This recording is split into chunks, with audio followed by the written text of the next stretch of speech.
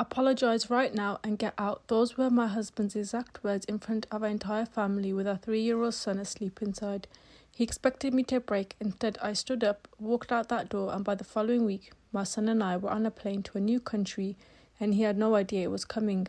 If you've ever been the one everyone blames just to keep the peace, you need to hear this story. Hit subscribe, drop a like, and let me know in the comments if you've ever had to choose yourself over people who claim to love you. Because this story is about exactly that moment, let's get into it. My name is Hannah. I was 34 years old, 6 years into my marriage to a man named Mark, and a mother to a 3-year-old baby boy named Oliver. On paper, Mark was a good husband. He worked hard, he loved our son, he paid his shares, but there was one switch in him that flipped every single time his family entered the room. The moment his mother or sister walked in, my husband disappeared, and in his place stood their son, their brother, their defender, never mine. For 6 years, his mother criticised everything about me. How I cooked, how I dressed, how I raised my own children. I tried understanding her. I tried patience, I tried silence, and every time I finally cracked and told Mark it hurt, he gave me the same 4 words. As if that sentence was supposed to make the disrespect disappear, it came to a head on a Saturday afternoon at a backyard barbecue crawling with relatives, kids, music and laughter.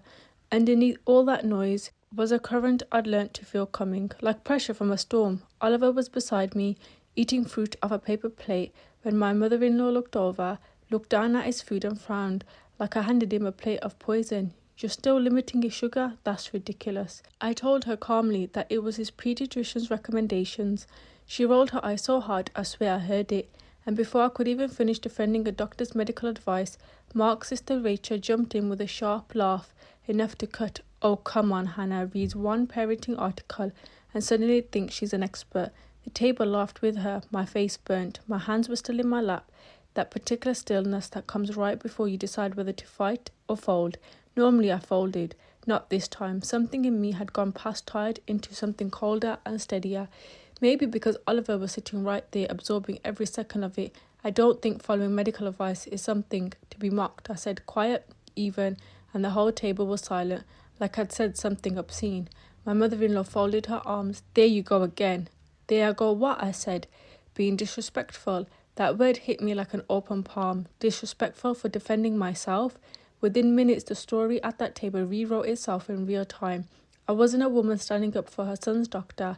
I was suddenly the problem, the difficult one, the family's villain, cast in a role I never auditioned for. I looked at Mark. I waited. I gave him every chance to say one sentence, just one, like, Hannah has a point, let's move on. Instead, he sat there, arms crossed, watching it happen to me, like it was whether, not a choice he could stop. That silence cut deeper than anything his mother or sister said. Rachel added one more comment, something about how I always made family events difficult, and that's when I finally said what 6 years of biting my tongue had built up inside me. Not yelling, not insults, just the truth. How exhausting it was to be everyone's favourite target. How tired I was of absorbing insult after insult so the family could stay comfortable. The reaction was instant and total. Every face at the table turned on me, including Mark's. He stood up, jaw tight, and said my name like a warning. Hannah, stop. I looked at him dead in the eye and said no. The whole backyard went quiet, and then he said the sentence that would end up rewriting both of our lives. Apologise right now or get out. Nobody moved. Every face at the table was waiting for the same tired outcome, for me to shrink, apologise, smooth it over like always. Instead, I stood up, walked inside, gathered Oliver's things, and left without a single dramatic word. No door slammed, no tears for them to witness, just silence, which, as I learned, is a louder answer than any scream. That night, after Oliver went to sleep, I sat alone at the kitchen table and finally saw the truth clearly. This wasn't about one argument, it was about 6 years of them. 6 years of being told my boundaries were disrespectful and his family's cruelty was just how they are. After midnight, a memory surfaced. An old friend, Sophia, who offered me a job overseas 3 years earlier. I said no back then, loyal to a life that wasn't loyal to me. That morning, I messaged her. She replied within the hour. The position was still open, the company had grown, and they needed someone immediately. 3 days and several long calls later, I opened my laptop and bought 2 plane tickets, one for me, one for Oliver. No one in Mark's family had the faintest idea what was coming. The hardest part wasn't buying the tickets, it was the 2 weeks after pretending nothing had changed. I dropped Oliver at preschool, went to work, made dinner, smiled and command. while quietly rebuilding an entire future behind the scenes. Sophia helped me handle it all: housing, paperwork, a school for Oliver, the finances. Every decision passed through one filter. Would this make life healthier for my son? If yes, I moved forward. If no, I didn't. Meanwhile, Mark behaved exactly as I predicted. First silence, like the fight was just evaporated on its own. Then the messages started. You ready to talk? We should move past this. Mom feels bad. That last one nearly made me laugh out loud. Not because it was funny, but because in 3 weeks not one person had asked how I felt, only how everyone else felt. His mother called constantly. Rachel texted about family unity. Everyone wanted peace, no one wanted accountability, so I gave them nothing. No arguments, no explanation, no ammunition. I'd learned something powerful. People can't twist words you refuse to give them. 3 weeks later, everything was ready. The apartment, the job, the school, the tickets. The night before we were set to leave, Mark came home with takeout from my favourite restaurant, the peace offering that had worked every time before. We sat at the table while Oliver slept upstairs. I think we've dragged this out long enough, he said. I told him I agreed. He smiled. Certainly he'd won. I knew you'd come around, he said. For the brief second, I almost felt sorry for him.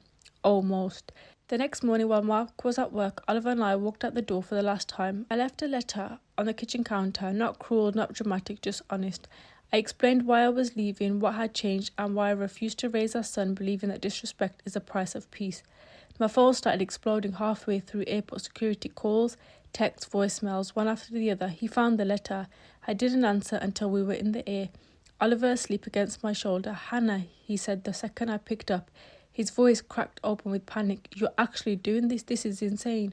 I watched the clouds stretch out beneath the plane and said calmly, what's insane is thinking I'd spend the next 20 years apologising for having boundaries. He went quiet. For the first time since I'd met him, he had absolutely nothing to say. The months that followed weren't easy. Starting over rarely is. But something remarkable happened. Oliver flourished, happier, calmer, more himself than I'd seen him in years. And so did I. The distance finally forced Mark to see what he'd spent 6 years refusing to look at. The favouritism, the disrespect, the years he'd chosen his family's comfort over his wife's dignity. Without their voices drowning out the truth, he finally heard it. Eventually apologised, a real one, not for a single argument, but for years of choosing comfort over courage. His mother and sister apologised too, much later, once they realised they no longer held any control over the outcome. Today my relationship with Mark is healthier than it had ever been, not because I forgave everything overnight, but because boundaries finally exist when none did before.